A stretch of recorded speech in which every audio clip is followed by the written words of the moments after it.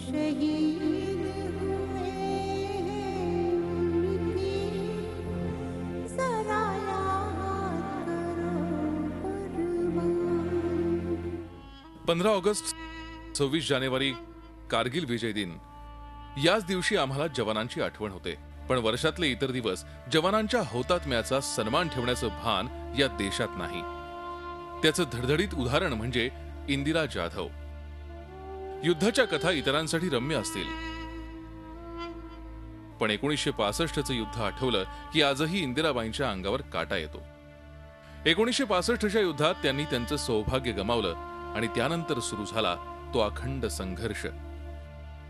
रत्नागिरी जिल्ह्यात राहणारे बाबाजी जाधव 1965ला पाकिस्तान विरुद्धच्या युद्धात शहीद झाले। त्यावेळी इंदिरेचं वय होतं अवघं 23 वर्षांचं। पोटात अंकुर वाढत होता, पण बाबाजींच्या वीर मरणाची बातमी आली आणि सारं काही संपलं। कम नशिबी सून म्हणून सासरच्यांनी घराबाहेर काढलं।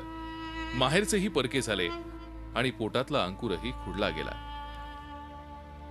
पण जगण्याच्या शेवटी आधार घ्यावा लागला एका आश्रमाचा, तोही महिना 45 रुपये भाडं देऊन। तत्कालीन पंतप्रधान लाल बहादूर शास्त्री यांनी इंदिरेचं सांत्वन करणारं पत्र पाठवलं, पण त्यानंतर सरकारला या वीर पत्नीविषयी ना खेद ना खंत। बाबाजी जाधव यांनी जवानांना मिळणाऱ्या शेतजमिनीची मागणी केली होती। ती मिळण्याआधीच ते 1965च्या युद्धात शहीद झाले। पुढे त्या जमिनीसाठी इंदिरा जाधवांनी प्रयत्न केले। तत्कालीन लष्कर प्रमुखांनी इंदिरा जाधवांना जमीन देण्याचं पत्र दिलं। त्यानुसार खेडमधली जमीन त्यांना देण्यात येणार होती, पण तो निर्णय रद्द करून पोमेंडीमध्ये जागा द्यायचं ठरलं। पण ओसाड जागा असल्यानं इंदिरा जाधवांनी ती जमीन नाकारली। त्यानंतर ही जमीन लालफितीच्या आणि बेफिकिरीच्या कारभारात अडकली, ती आजतागायत।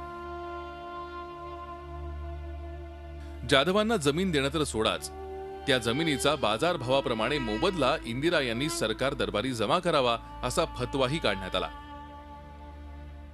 या 15 ऑगस्टच्या निमित्ताने मी सांगते की समाज आणि संपूर्ण जनता यांनी आज जे सीमेवर लढा देतात किंवा सीमेवर आपल्या संरक्षणासाठी जे उभे जवान आहेत त्यांना अधिक पाठीमागे असणाऱ्या त्यांचे कुटुंब, वीरपत्नी यांना सन्मानाने वागणूक द्यावी अशी मी विनंती करते, प्रार्थना करते।